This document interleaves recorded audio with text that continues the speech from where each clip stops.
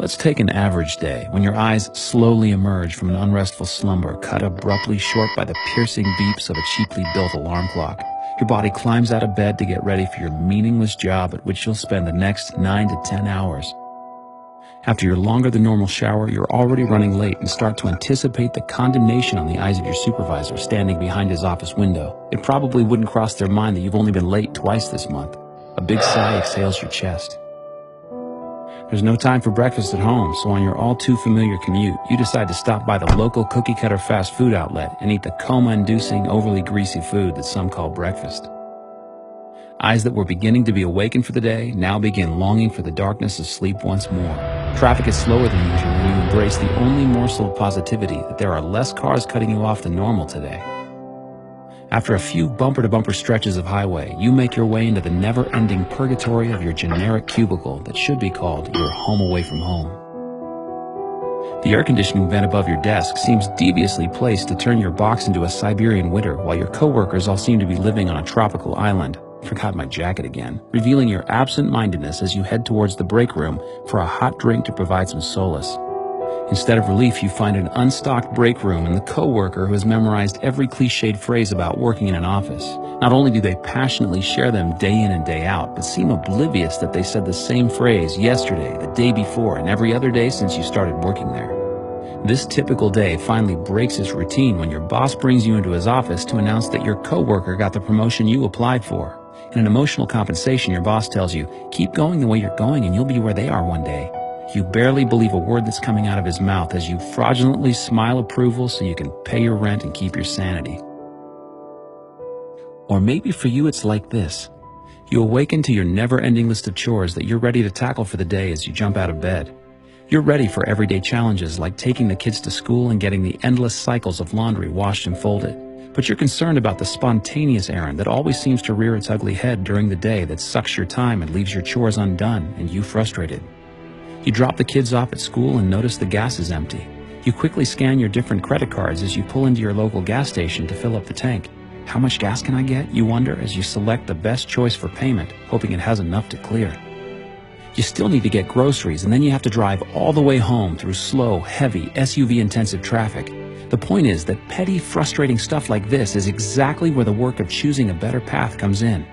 Because the traffic jams and crowded aisles and long lines give you time to think, and if you don't make a conscious decision about how to think and what to pay attention to, you're going to be miserable every time you have to food shop because your natural default setting is the certainty that situations like this are really all about yourself, about your frustration, your fatigue, your desire to just get home. And it's going to seem for all the world like everybody else is just in your way. And who are all these people in your way? If you choose to think this way, fine, lots of us do, except that thinking this way tends to be so easy and automatic, it doesn't have to be a choice.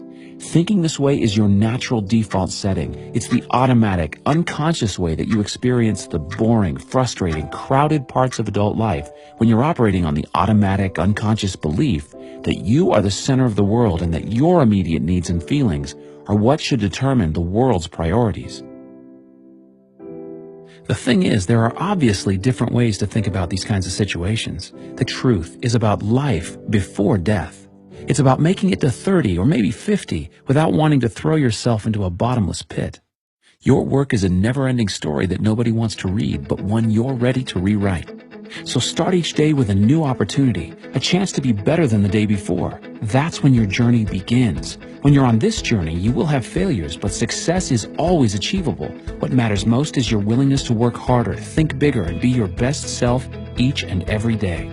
Consciously decide which direction your life will go. Be a producer and not just a consumer. That is real freedom. The alternative is unconsciousness, the default setting, the rat race that never ends. So there's two ways to approach this. There's the world around you and how it affects you. And then there's how you affect the world. So forget about the rat race. Forget about your circumstances. You can't control those things. What you can control is how you respond. You can challenge yourself. You can push yourself. Invest in yourself. That's the one variable you can alter and change. At the end of the day, the only question left to ask yourself is, what are you going to do next today?